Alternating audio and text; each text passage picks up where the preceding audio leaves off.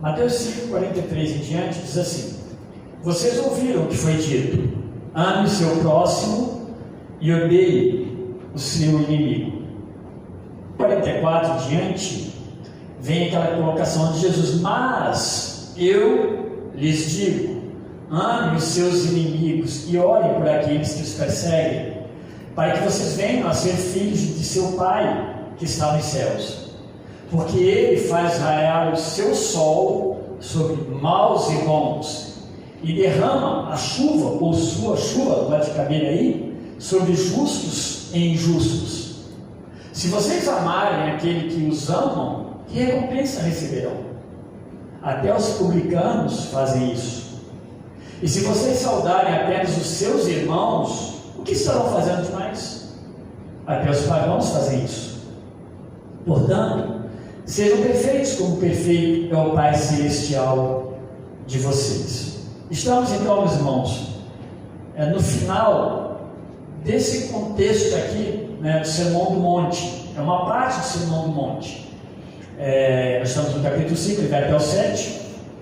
E aqui Jesus está tratando desse real significado, então, dos mandamentos de Deus, que os próprios judeus ensinavam, porém de uma forma o quê? Modificada, mudada. Esses mestres judeus, eles, além de acusar o próprio Senhor Jesus Cristo de não ser um cumpridor da lei, e obviamente, meus irmãos, eles olhavam para Jesus como um homem que estava atraindo pessoas a si. Eles perceberam os milagres de Jesus. João, os evangelhos contemplam isso. Só João descreve 7, 8 milagres de Jesus Cristo. Nós consideramos lá no final também a própria ressurreição. Mas eles percebem tudo isso, e eles sabiam que aquele homem estava atraindo pessoas em nome de Deus. Então agora eles começam a acusar Jesus de não ser o cumpridor da lei de Deus. Mas eles a adaptavam. E eles adaptavam como? Aos seus propósitos, ao que lhes convinha. Como servi-los, como atendê-los. Dessa forma, meus irmãos, eram eles que descumpriam então os mandamentos do Senhor. Por isso que Jesus vai mostrar esses 6 pontos básicos. Ouviste o que foi dito. Ele cita que eles estavam usando como mandamento. E depois Jesus fala: eu, porém, vos digo. O tempo todo, 6 vezes Jesus vai repetir isso aí, praticamente do 20 em diante. Então, no decorrer dos evangelhos, Jesus vai, na verdade, alcunhar esses judeus, fariseus, de hipócritas. Essa palavra hipócrita, hipocrisia, ela é muito dura de se ouvir. E quando Jesus usa essa expressão, ele usa no seu mais profundo, na sua mais profunda aplicação. Eram pessoas de duplicidade de comportamento. Elas se comportavam de acordo com o ambiente que lhes fosse favorável. O hipócrita, e quando se trata de um líder religioso, é um peso muito grande. Por isso que eles queriam de todas as formas prender e matar Jesus Cristo. A gente viu, então, alguns dias atrás, no verso 43, que eles omitiram nesse verso a verdade, amar ao próximo. Eles não botaram o quê? O complemento que deveria colocar, como a si mesmo. Isso eles omitiram. Então omitir é errado. Eles estão mostrando claramente isso para eles. Por exemplo, eles acrescentaram: odeiem o seu inimigo. Se a gente chegar lá em Levítico 19, lá vai mostrar que Deus está falando para Moisés que eles deviam amar não somente o judeu. O que eles fizeram no decorrer do tempo é que deveriam amar. Eles entenderam que amar o judeu era correto, e odiar os outros também era, porque aqueles outros não amavam a Deus. Então eles faziam essa seleção do jeito deles. Alguns dizem que o Salmo 139 Davi diz que eu odeio os que te odeiam. Eles usam isso como fundamento. Mas eu lembro que eu fiz a citação aqui, de que o ódio de Davi não é um ódio contra a pessoa, porque por algo que ela fez para ele. Mas é como que Davi estivesse dizendo: olha, como é difícil de fato lidar com pessoas que não te amam. Não é um ódio pessoal. Então houve omissão e houve também acréscimo. E eles juntaram vários textos e algumas ações isoladas do próprio Antigo Testamento, e eles reinterpretaram para fazer sentido para eles mesmos, como um povo exclusivo do Senhor de Deus, né? Não o Senhor Jesus, mas um povo exclusivo de Deus. Isso já não era uma verdade. Eles não eram um povo exclusivo de Deus. Quando Deus chama Abraão, nada mudou quando o povo descumpre, quando o povo desobedece, nada mudou dos planos de Deus. Deus chamou este povo. De fato, eles tinham chamado uma missão de levar a Deus, tornar Deus conhecido no mundo todo. Aí os irmãos podem perceber que não depende do homem Deus tornar-se conhecido. Então Deus não precisa do homem para tornar-se conhecido. É interessante a gente pensar isso, porque nós trazemos nas nossas bagagens esse pensamento, que nós somos responsáveis para Deus ser conhecido. Não, Deus nos usa nesse ministério.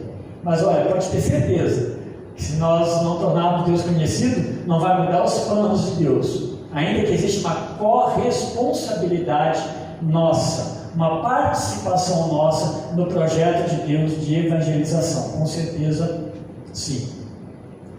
Deus, vai chegar para eles, e através de Jesus Cristo vai começar a confrontá-los. Eles vão, porque Jesus se apresenta como Filho de Deus, como vindo do céu, como alguém que vem do alto. João descreve muito bem isso. E nesse confronto, Jesus vai começar a colocar para eles que eles estavam errando e se enganando, na sua interpretação, na sua prática diante de Deus. Na verdade, eles não estavam servindo a Deus na forma como eles estavam praticando o que eles chamavam de lei, nos tempos deles lá. Aí Jesus vai usar a expressão, ouviste foi dito. E aí ele vai começar: eu porém vos digo. No ouviste foi dito, ele acrescenta: eu porém vos digo. E aí no 44 a gente percebe isso aí. E aí, meus irmãos, a gente percebe que Jesus não está acrescentando nada mais, além do que de fato Deus deixou como mandamento correto para a nação. Isso precisa ser entendido por nós como algo muito sério, porque uma reinterpretação das Escrituras parte de nós como uma infidelidade a Deus, não reflete a palavra de Deus. E quando nós não transmitimos a palavra de Deus na sua integridade, nós estamos sendo infiéis a Deus, e nós estamos conduzindo pessoas de maneira infiel.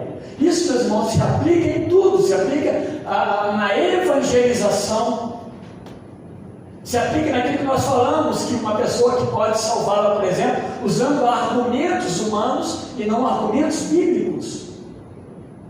E quando nós colocamos a mão humana ou os conhecimentos humanos para convencer pessoas, nós estamos dizendo que Deus não é capaz de convencer alguém para a qual eu falo o Evangelho.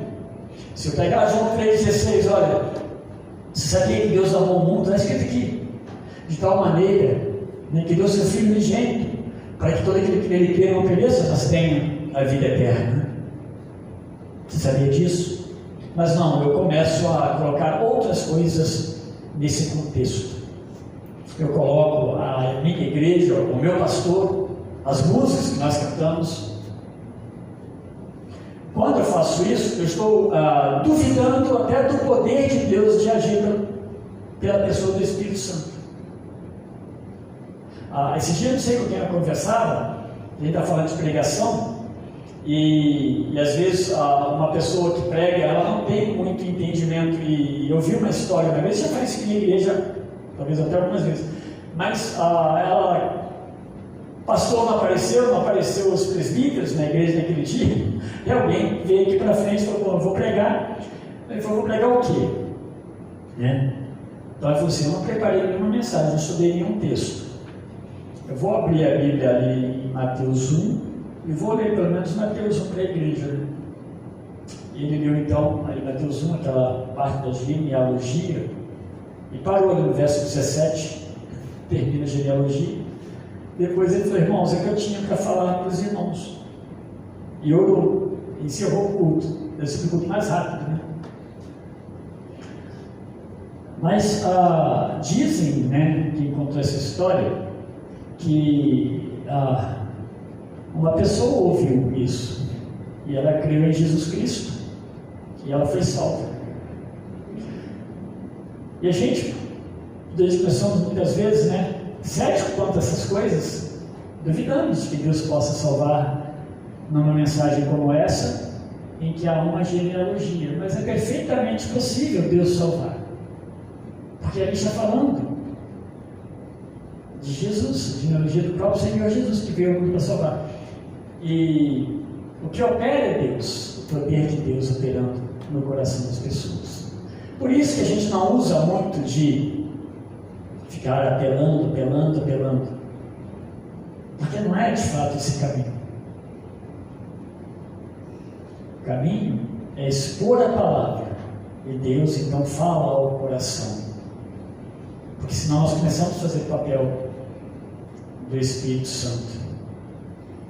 Esse Jesus então, ele está só falando do que Deus já havia ensinado para ele, sem nenhum tipo de acréscimo e sem nenhuma mudança, sem nenhuma alteração ou omissão.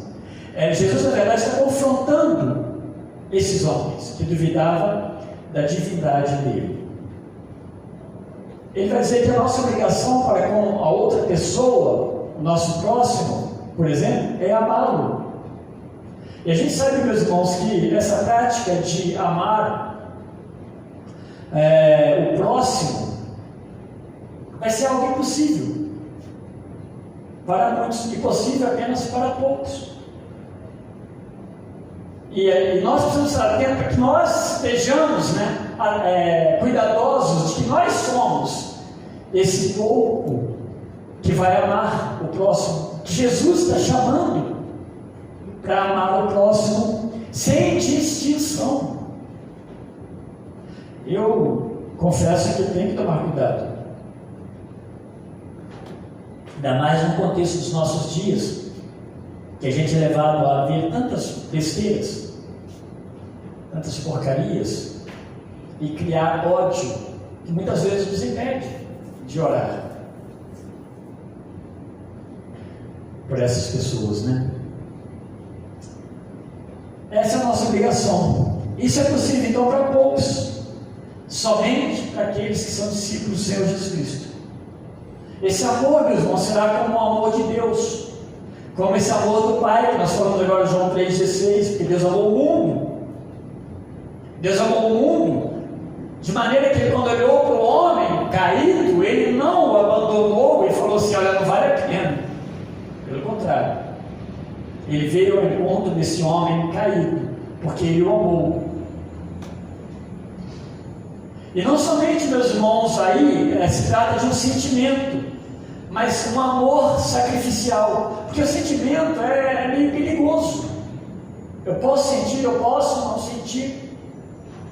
Sentimento é algo pessoal, e ele muitas vezes ele arreda para os lados o amor verdadeiro que Deus coloca no nosso coração.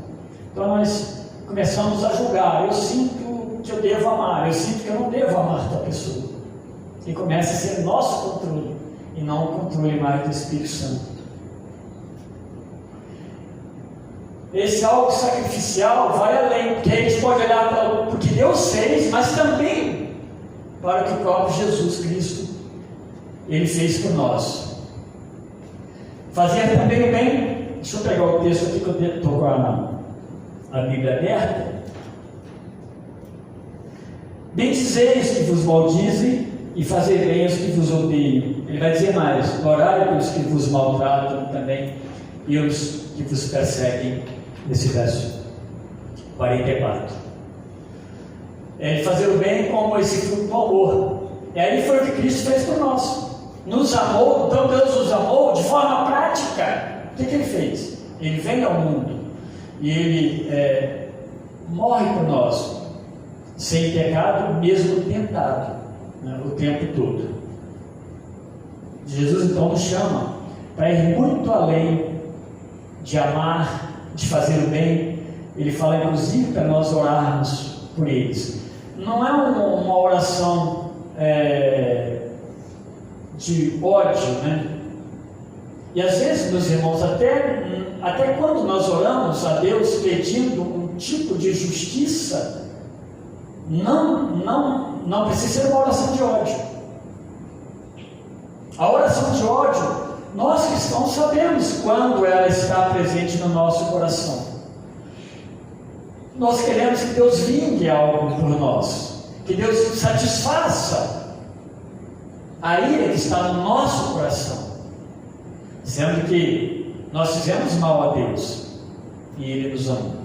Aristóteles, quando ele cita Crisóstomo, ele lembrou, na verdade, Crisóstomo, lá dos primeiros séculos. Crisóstomo afirmou que orar pelos nossos inimigos é o ápice do autocontrole. Eu achei isso aqui interessante, porque tem que de fato pensar assim. Esse controle, autocontrole é o ponto de você orar por alguém que é inimigo. Ele é declaradamente seu inimigo, na forma de viver, nas coisas que faz, que deseja, que pratica, que prioriza. Mas Jesus está falando então que a gente precisa orar por essas pessoas. O ápice do autocontrole.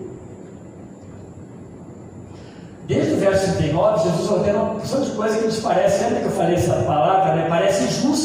Parecem injustas com relação a nós como servos de Deus. Ele fala, não tomar nenhuma iniciativa ou qualquer iniciativa perversa, não vingar-se do mal, ficar quietos, né, diante das afrontas, por exemplo, sofrer a injustiça, dar ao malfeitor além do que ele pede, ou seja, ser benévolo com alguém que é um malfeitor. É uma coisa estranha, mas é isso.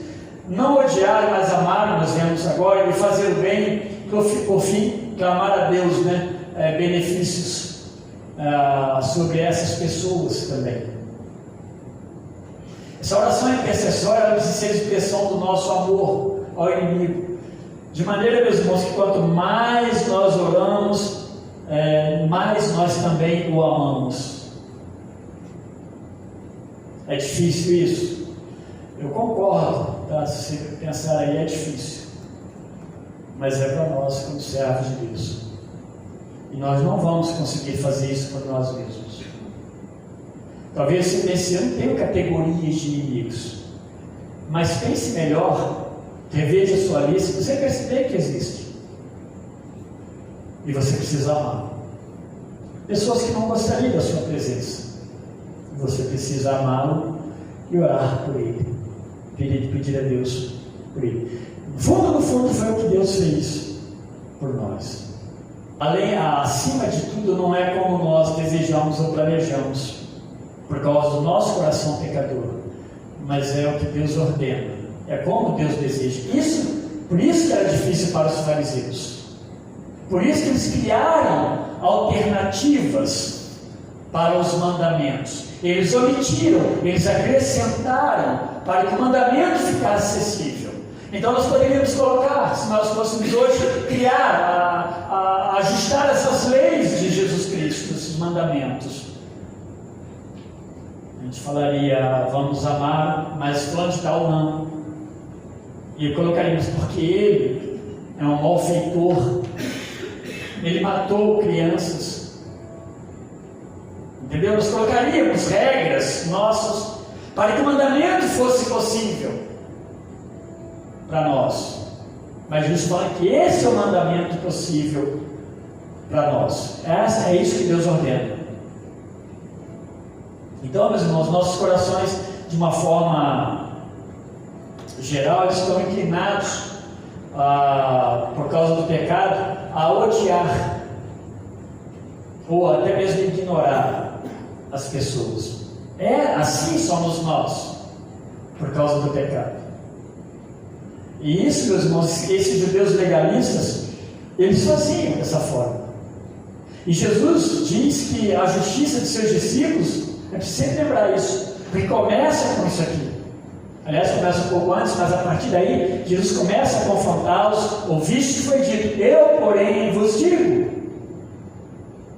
Então, essa justiça dos discípulos de Jesus, está lá no verso 20, ela precisaria exceder a dos escribas e dos fariseus, que eram os mestres, que ensinavam a lei de Deus para o povo, para que de fato fizessem parte do reino dos céus. Então, se você não agir dessa forma, né, você não faz parte do reino dos céus. Claro, meus irmãos, que a contrapartida do nosso pensamento diz o quê? Bom, quem me salva é Jesus. Mas quem Jesus salva, meus irmãos, naturalmente vai olhar para isso aqui como uma ordem e um desejo de obediência. Essa é a questão. Aí ele vai dizer no verso 45 aí, porque isso é a forma que nós demonstramos a nossa filiação a Deus. Nós somos filhos de Deus? Mas que filhos de Deus nós somos? Nós somos filhos de Deus se nós olharmos para isso aqui, para esses grandes desafios e agirmos em conformidade com aquilo que Jesus está mandando nós agir. E Jesus, meus irmãos, talvez ali nos piores momentos de crueldade por parte dos seus inimigos, quando ele foi pendurado na cruz, ele vai dizer o seguinte: Pai, lá no verso de Lucas 23, 34, Pai, perdoa-lhes, porque não sabem o que fazem. Ele sabia que ele ali iria morrer em decorrência desse sofrimento. Sofrimento imposto por pessoas que o odiavam. E ele diz: perdoa-lhes, porque eles não sabem o que fazem. Nós não precisamos ficar buscando alternativas ou justificativas, melhor, para a gente tentar assimilar esse ensinamento de Jesus. Não, é prática. É pedir a Deus que nos ajude nas nossas grandes dificuldades. E aí, meus irmãos, talvez seja um grande impedimento dentro da própria igreja, quando ela não compreende esse amor, quando cristãos começam a selecionar a quem amar, a quem perdoar, a quem fazer bem. Nós não podemos então nos apoiar nos nossos sentimentos, por exemplo, como justificativa para nós não fazermos isso ou aquilo.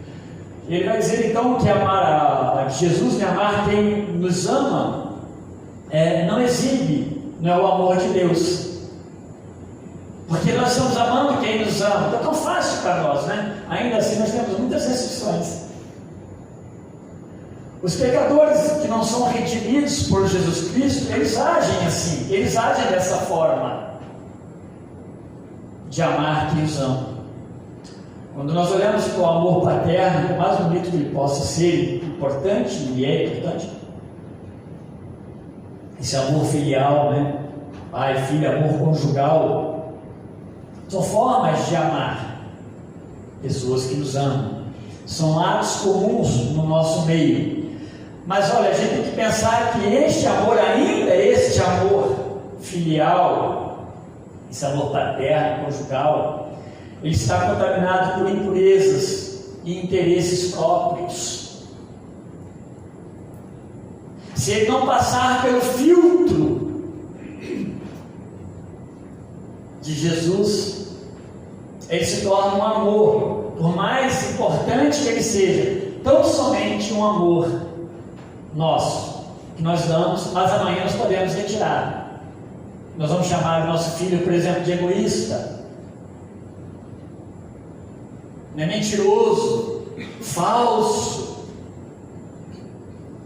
Quantos casais terminam o casamento e um deles ou os dois dizem, né, parou de amar porque fez isso, fez aquilo, não é verdade? Pois bem, muito importante que não tenhamos mais esse tipo de atitude em nós. Esse amor, meus irmãos, então, contaminado, ele não é o amor que Deus está pedindo que nós amemos o próximo. O amor do cristão, ele deverá ser com o amor de Cristo. Ele vai dizer, inclusive, que saudar alguém, e aqui, meus irmãos, para o judeu é terrível, porque Jesus vai quebrar muitas coisas ali. O judeu, quando ele saudava, ele proferia o voto, né, de bênção: paz seja contigo. E agora a gente está confrontando que essa saudação, ela precisava transpor a família judaica, só os judeus. Perceba a dificuldade que o judeu teve para sair de Jerusalém, agora os cristãos convertidos, e pegaram o evangelho no mundo todo. Pedro resistiu, Tiago, no começo. Paulo, quando ele sai e volta, ele é duramente confrontado, porque ele pregou o evangelho aos gentios. Os gentios precisavam tornar-se judeus primeiro. Então essas coisas, elas são muito terríveis. E agora está falando de saudade. Saudade exigia todo esse cumprimento.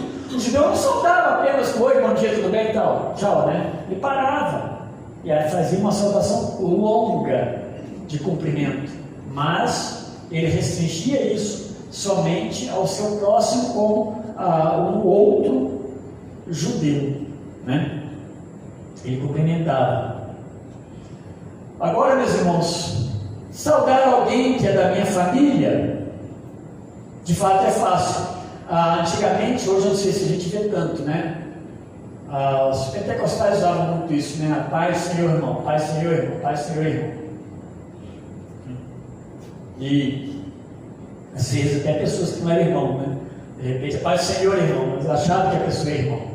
Então se tornou mais um verbete, uma palavra repetitiva, do que de fato um cumprimento, uma saudação cristã, com efeito cristão, que pudesse produzir bênção na vida. Tornou, inclusive, quando não se dizia, parece que estava faltando alguma coisa.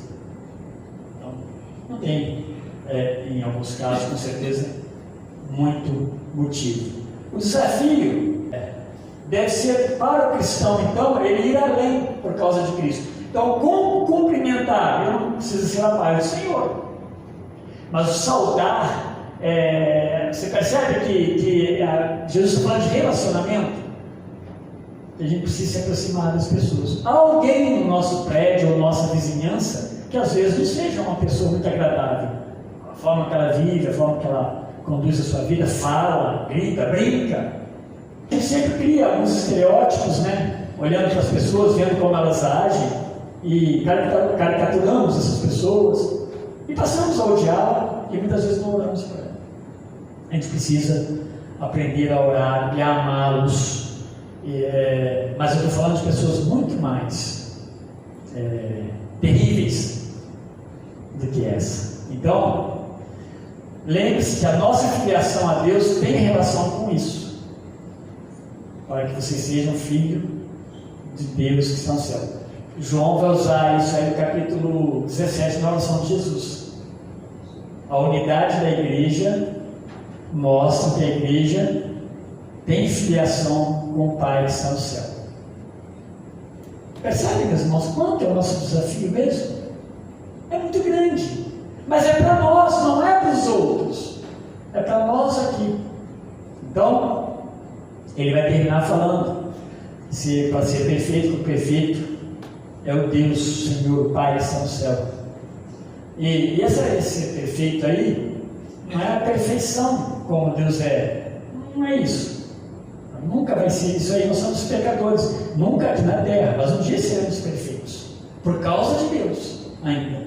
Mas é a atitude, meus irmãos, de amar como o perfeito amor, como o perfeito amor, né? Ou o perfeito amor daquele que amou perfeitamente. Então, é isso. É olhar para Deus, como Deus amou, quem Deus amou, em que circunstância Ele amou. Jesus está falando, vocês são discípulos, querem fazer parte do reino de Deus. Os discípulos que fazem parte do reino de Deus agem dessa forma. Não pode ser diferente disso aí.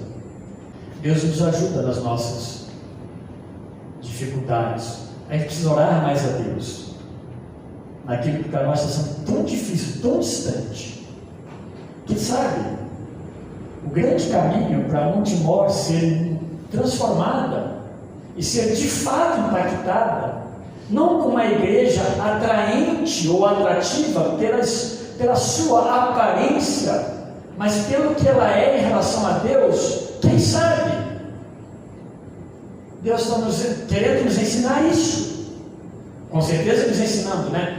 Mas isso também como igreja, porque para nós impactarmos a nossa cidade, o nosso bairro, nós não precisamos pintar essa igreja com cores bonitas e brilhantes, colocar luz como fizemos no Natal, não foi com esse interesse.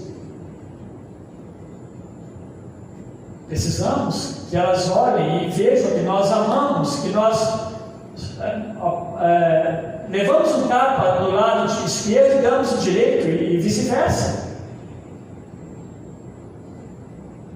Não é o cristão sofrer injustiça e ser um bobo. O que Jesus está falando são coisas que nós temos que agir como ele agiu, e nós não podemos ser como o mundo age. O mundo age na retaliação, na vingança. E ele começa também falando disso. Nada, né? O que significa olho por olho, dente por dente? Uma reação justa e não injusta. Jesus está ensinando então que o crente, para ser justo nas suas ações e reações, ele precisa ser como ele, e não como você mesmo, ou como eu. Então, o exemplo é Jesus Cristo. E, na verdade, não é difícil se nós confiarmos em Deus e esperarmos nele. Deus nos abençoe, meus irmãos. Deus abençoe a sua vida.